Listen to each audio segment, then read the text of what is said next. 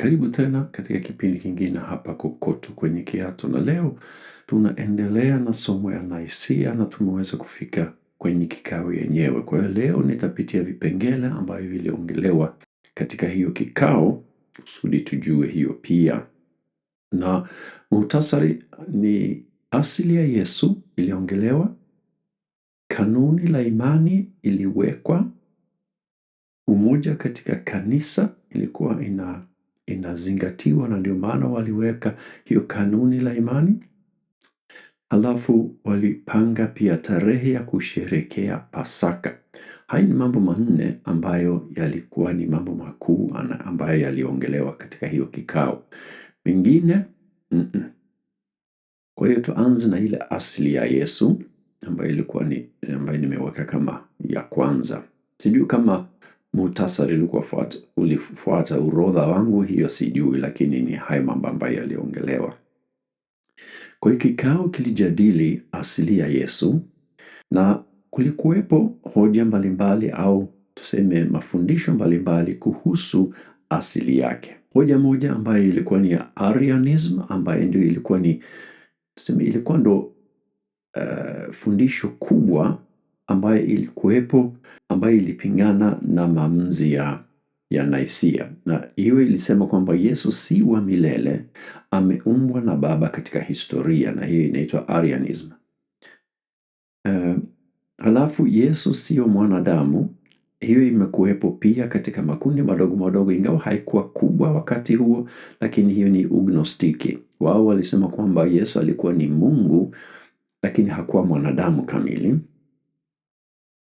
Halafu kuna makundi mawili ambayo walisema kwamba Yesu ni mwanadamu tu, na hapo kuna majina ya haya makundi ni adoptionism na ebonitism.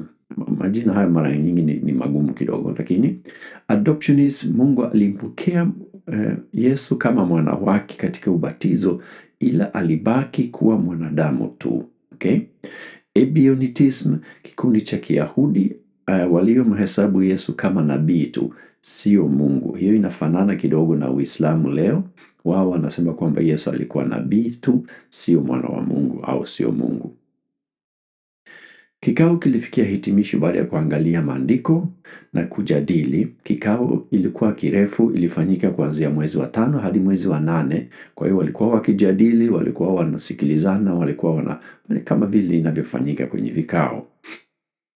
Maamuzi yao ikawa ni hivyo: Yesu ni wa kiini sawa na Mungu. Kwa hiyo yeye ni Mungu, ni sawa na Mungu. Walitambua Mungu wa kanisa kama Mungu wa Utatu, Baba, Mwana na Roho. Na hitimisho hili ilisimama juu ya maandiko na pia juu ya mafundisho ya mitume au wanafunzi wa Yesu. Kwa hiyo ikawa ni swala ya Yesu na asili yake ilifikia hapo. Halafu walitunga kanuni ya imani ya Naisia, na hiyo nimetafsiri kwa kutumia AI. Na kwa hiyo ni tafsiri ambayo mimi sijatafsiri isipokuwa nimepata kwenye AI. Kama wewe ni mshirika wa kanisa ambayo natumia hiyo kanuni ya imani ya Naisia au tamko la imani ya Naisia, inawezekana ikawa tofauti kidogo katika neno moja au mbili kama hiyo AI haikuweza kuitafsiri vizuri, lakini kwa kifupi inalingana na hiyo tafsiri ambayo ninayo hapa, na nitaisoma tu halafu tutaendelea.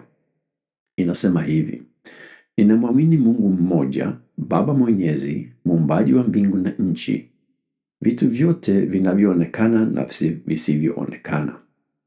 Ninamwamini Bwana mmoja, Yesu Kristo, mwana pekee wa Mungu, aliyezaliwa na Baba kabla ya nyakati zote, Mungu kutoka kwa Mungu, nuru kutoka kwa nuru, Mungu wa kweli kutoka kwa Mungu wa kweli, aliyezaliwa si kuumbwa, wa asili moja na Baba. Kwa yeye vitu vyote vilifanyika.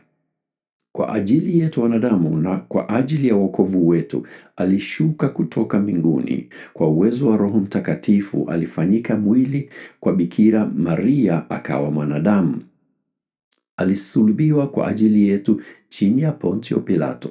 Aliteswa na akazikwa. alifufuka kwa siku ya tatu kulingana na maandiko, akapaa mbinguni, anaketi mkono wa kuume wa Baba. Atakuja tena kwa utukufu kwa hukumu walio hai na waliokufa, na ufalme wake hautakuwa na mwisho. Ninamwamini Roho Mtakatifu, Bwana mtoaji wa uzima, atokaye kwa Baba na kwa Mwana, anayesujudiwa na kutukuzwa pamoja na Baba na Mwana, aliyenena kwa njia ya nabii. Ninaliamini kanisa moja takatifu, Katoliki na la kitume. Nakiri ubatizo mmoja wa ondoleo la dhambi, na ngojea ufufuo wa wafu na uzima wa ulimwengu ujao. Amina. Hiyo ni tamko la imani ya Nicaea. Na hiyo katika historia hiyo imebadilishwa kidogo, imeongezewa baadhi ya vitu, na hasa kwa upande wa Roho Mtakatifu kuna nyongeza zimewekwa baada ya Nicaea ambayo makanisa tunaikubali pia, lakini hiyo ni ile ya Nicaea kama ilivyo. Na nafikiri sehemu moja ambayo hata hapa katika hiyo ninayoisoma ni nyongeza, ni ile sehemu ambayo inasema atokaye kwa Baba, halafu inasema na kwa Mwana. Hiyo na kwa Mwana nafikiri ni nyongeza ambayo imefanyika baadaye. Tunafika kwenye kanuni 20 za kikao ambayo walitoa pia. Zaidi ya hiyo tamko la imani, walitoa sheria au kanuni 20 ambayo ilikuwa na kusudi ya kuunganisha kanisa kwa kuwa wanafuata tuseme sheria moja au utaratibu moja katika kuendesha makanisa. Na pia hapa ninayasoma tu, sijadili sana yaliyomo, tunataka kujifunza nini kilicholetwa. Marufuku ya kujikata au kujihasi. Hiyo ilikuwa ni ya kwanza. Waliobatizwa hivi karibuni hawaruhusiwi kuwekwa kuwa maaskofu au makuhani. Makuhani hawaruhusiwi kuishi na wanawake isipokuwa jamaa zao wa karibu.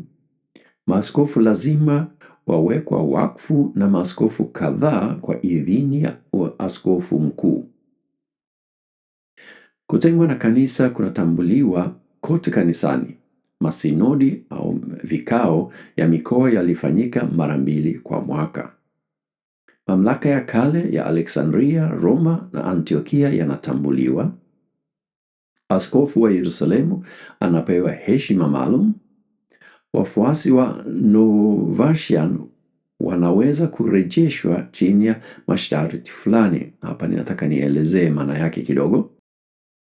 Kundi hiyo iliyofuata mchungaji mmoja wa Rumi ambaye aliishi 200 hadi 258 aliyosema kwamba kama umekana au umekana Kristo wakati wa mateso, huruhusiwi kurudi tena kushiriki kanisa kuwa Mkristo. Yaani ni kama vile kama umemkana Kristo wakati taifa la Kiroma wanakutesa na wanakutisha eti wakuue, huruhusiwi, hakuna toba kwa ajili yako maana yake. Kwa hiyo walihesabiwa kuwa waasi wa kanisa. Sasa wanafunguliwa njia ya toba na kurudi katika kanisa mama. Kwa hiyo hapa hao watu ambao walikuwa wametengwa moja kwa moja na hawaruhusiwi tena kurudi kanisani, wanapata njia ya kuweza kurudi. Okay, tunaenda point ya 9. Uwekaji wakfu wa kikuhani usio halali unabatilishwa. Makuhani waliokataa imani wakati wa mateso wanaondolewa. Ni kwamba unaondolewa cheo. Kanuni za toba kwa waumini waliokengeuka zinawekwa. Wanajeshi waliokengeuka wanaruhusiwa kufanya toba. Waliokaribia kufa wanaruhusiwa kupokea Eukaristi au shirika. Wakatekumeni waliokengeuka lazima waanze upya kipindi cha majaribio. Hiyo ni system ambayo nafikiri hii mambo ya wakatekumeni hiyo ipo pia katika baadhi ya makanisa leo. Hiyo system ni tofauti siku hizi. Maaskofu hawaruhusiwi kuhamia mji mwingine. Makuhani wanaoliacha parokia yao hawapaswi kupokelewa mahali pengine. Marufuku ya riba, faida ya mkopo kwa makuhani. Mashemasi hawaruhusiwi kuwapa makuhani Ekaristi au shirika. Wapaulini lazima wabatizwe upya, makuhani wao wawekwe wakfu upya. Na hao Wapaulini ni kundi iliyofuata Askofu Paulo wa Samosata aliyeishi kwenye karne ya pili. Alifundisha aina ya adoptionism au dynamic monarchism. Inasema Yesu alikuwa mwanadamu aliyopewa nguvu za kimungu, lakini hakuwa Mungu milele. Okay? Mafundisho yake yalikataliwa na kanisa mwaka wa 268 na alitengwa na Ukristo. Lakini hawa watu sasa wanapata kama njia ya kurudi katika kanisa mama, na kuna taratibu za kufuata. Halafu mwisho ni lazima kusimama wakati wa sala siku ya Jumapili na katika kipindi cha Pentekoste. Okay, kwa hiyo hapo ni hizo kanuni 20 na nimezisoma tu, tutakwenda kuyajadili kidogo katika kipindi kinachokuja kwa kuonyesha kwamba kuna baadhi ya hizo sheria zinafuatwa, zingine si sana. Okay, kuhusu wakati wa Pasaka. Watu walisoma kalenda kwa njia mbalimbali, na hiyo ilifanya Pasaka kutokea muda tofauti katika mwaka kutegemeana na jinsi unavyohesabu au jinsi unavyosoma kalenda. Kuna wengine walifuata kalenda ya Kiyahudi, wengine walifuata kalenda ya mwezi nafikiri. Na hapo sasa, na walipenda kuwa na wakati rasmi kwa kanisa lote kusherekea Pasaka. Na hiyo ilikuwa kwa sababu Pasaka ni muhimu katika Ukristo, kwa sababu ndo tunasherekea Yesu kufufuka, na hiyo sasa, na kufa na kufufuka kwa ajili yetu. Na hiyo sasa ilikuwa ni muhimu, na waliona ni vizuri, na inaonyesha pia umoja kama kanisa lote linasherekea hiyo sikukuu wakati mmoja. Bila shaka kulikuwepo mvutano kama kawaida ilivyo na sisi wanadamu, wengine wanapenda hivyo, wengine wanapenda hivyo, lakini maamuzi yalifanyika na wakaamua kwamba sikukuu itakuwa baada ya machipuko au spring equinox, wakati wa mwezi mpevu wa kwanza na siku ya Jumapili inayofuata. Okay, kwa hiyo tukapata hiyo. Na jiji la Alexandria ilipewa jukumu la kuhesabu tarehe ya Pasaka. Na hiyo ilikuwa ni kwa sababu wao walikuwa na wataalam wa elimu ya nyota au astronomy. Hivyo baada ya maamuzi hayo sasa, Pasaka ni kwamba inahama katika kalenda yetu, inaweza ikawa kati ya March 22 na Aprili 25. Ni ndani ya muda huo ambayo Pasaka inakuwepo. Na walifanya hivyo kwa sababu walitaka kuonyesha picha ya umoja katika kanisa. Okay, tumemaliza. Hayo ndio yaliongelewa katika hiyo kikao. Sasa tunapoendelea, bado nina kipindi kimoja tu, alafu tumemaliza hiyo somo nzima. Kwanza, bila shaka kama wewe umesikia nini iliongelewa katika hiyo kikao, unaona kuna baadhi ya mambo ambayo sikutaja katika kipindi hiki. Kwa mfano, vitabu vya Agano Jipya vilipangwa lini? Yaani tulipata Biblia yetu kama ilivyo leo na vitabu 27 za Agano Jipya, hiyo ilipangwa lini? Hiyo sijaongelea kwa sababu ilikuwa bado haijakamilika. Upapa, hivi hapa ndio tulisikia kanisa Katholiki katika ile tamko la imani, lakini Katholiki hapa ni kwamba ni ya kidunia, yani ni kanisa moja, umoja. Sio Katholiki kama tunavyojua leo. Ukisema Katholiki unajua ni kanisa moja rasmi.